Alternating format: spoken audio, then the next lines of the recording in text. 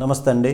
ఏపీలో గత ఎన్నికల్లో బీజేపీ జాతీయ ఎజెండాలోని పలు అంశాలను ప్రస్తావిస్తూ ప్రచారం చేసి గెలిచినటువంటి డిప్యూటీ సీఎం పవన్ కళ్యాణ్ ఇప్పుడు మహారాష్ట్ర ఎన్నికల ప్రచారంలో పూర్తిగా దానిని ఎత్తుకెత్తుకున్నారు. ఒకటి కాదు, రెండు కాదు, ఏకంగా బీజేపీ ఎజెండాలోని దాదాపు అన్ని అంశాలను మహారాష్ట్ర ఎన్నికల ప్రచారంలో పవన్ వాడేశారు.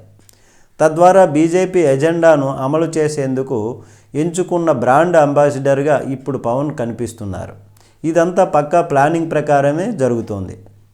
ఇప్పుడు తాజాగా మహారాష్ట్ర ఎన్నికల ప్రచారంలో బీజేపీ ఎజెండాను పూర్తిగా ఫాలో అయ్యారు పవన్. ముఖ్యంగా కాశ్మీర్లో ఆర్టికల్ 370 రద్దు, సనాతన ధర్మము, అయోధ్య రామాలయము, ఇలా ఏ ఒక్కటి కూడా విడిచిపెట్టకుండా బీజేపీ ఎజెండాలోని ప్రతి అంశాన్ని ప్రస్తావిస్తూ ప్రచారం చేశారు పవన్ కళ్యాణ్. అయితే ఇప్పుడు ఇంతవరకు బాగానే ఉంది అని ఇప్పుడు ఏపీ ప్రజలు అనుకుంటున్నారు. కానీ ఎన్నికల ముందు ఈ పవన్ కళ్యాణ్ చంద్రబాబుతో కలిసి ఇస్తామన్నటువంటి ఎన్నికల హామీలు సూపర్ 6 అలాగే అభివృద్ధి చేస్తామని చెప్పి వీటిని తుంగలో తొక్కి పక్కన పెట్టి ఇతర రాష్ట్రాలకు వెళ్ళి ఆర్భాటాలు హంగులు చేయటం ఇది ఎంతవరకు సమంజసము?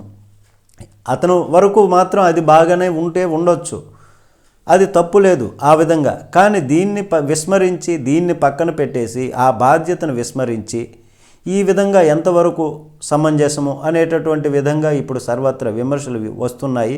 సంక్షేమ పథకాలను ముందు అమలు చేయండి, తరువాత ఏమైనా చేసుకోండి అనేటటువంటి విధంగా కూడా వినిపిస్తుంది. అయితే పవన్ కళ్యాణ్ గారికి క్షేత్రస్థాయిలో రాజకీయాలు చేయడం చేత కాదేమో, ఈ విధంగా ఎవరు తిరుగుతారు కింద క్షేత్రస్థాయి వరకు, ఇలా రాజకీయాలలో కాలం గడిపేస్తే సరిపోతుంది కదా. జాతీయ రాజకీయాలలో ఇలాగా తిరుగుతూ ఆయా రాష్ట్రాలలో బీజేపీ పంపిస్తున్నటువంటి రాష్ట్రాలలో ప్రచారం చేసుకుంటూ ఉంటే జాతీయ స్థాయి రాజకీయాలలో స్థిరపడిపోవచ్చు, రాష్ట్ర రాజకీయాలను విడిచిపెట్టేయచ్చు అన్నటువంటి భావన ఆయనలో ఉందేమో అనేటటువంటి విధంగా పలువురు అనుకుంటున్నటువంటి పరిస్థితి.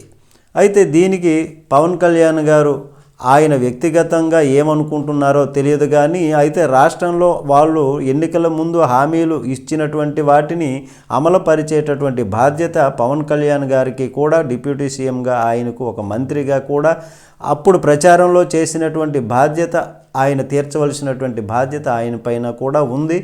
దీన్ని పక్కదారి పట్టించకుండా దీనిపైన దృష్టి పెట్టి ప్రజలకు మంచి చేయాలని ఇప్పుడు ప్రజలు భావిస్తున్నారు.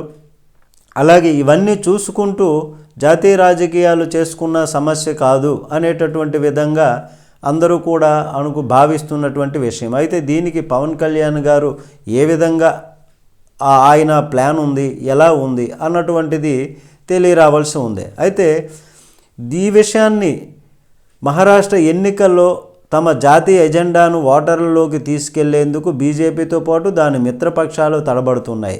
గత లోక్సభ ఎన్నికల్లో ఇదే ఎజెండాతో ఓట్లు అడిగి దెబ్బతిన్న ఆయా పార్టీలు ఇప్పుడు మరోసారి అసెంబ్లీ ఎన్నికల్లో అదే ప్రయోగం చేసేందుకు సిద్ధంగా లేవు.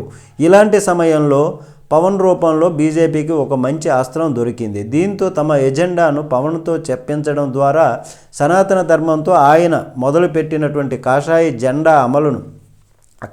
అజెండా అమలును పరిపూర్ణం చేశారు. ఈ వరకు మాత్రం బాగానే ఉందండి పవన్ కళ్యాణ్ గారు, మీరు ఆ విధంగా చేయటం అది మంచిదే, కాదనటం లేదు. కానీ రాష్ట్రంలో జరిగినటువంటి మీరు ఇస్తామన్నటువంటి సంక్షేమ పథకాలు మాట ఏమిటి? దీని గురించి ఇది అమలు చేసేటటువంటి బాధ్యత మీపై ఉంది, దీన్ని అమలు చేయాలి అనేటటువంటి విధంగా ఇప్పుడు ప్రజానీకం కోరుకుంటున్నారు. దీన్ని డైవర్ట్ చేసి ఇతరత్రా మీరు చేసుకుంటే అది సరైనటువంటి మార్గం కాదు, సరైనటువంటి విధానం కాదు అనేటటువంటి విధంగా ఏపీ వ్యాప్తంగా ఇప్పుడు ప్రజలు అనుకుంటున్నటువంటి పరిస్థితి. దీనిపైన మీ కామెంట్ తెలియచేయండి. నమస్తే.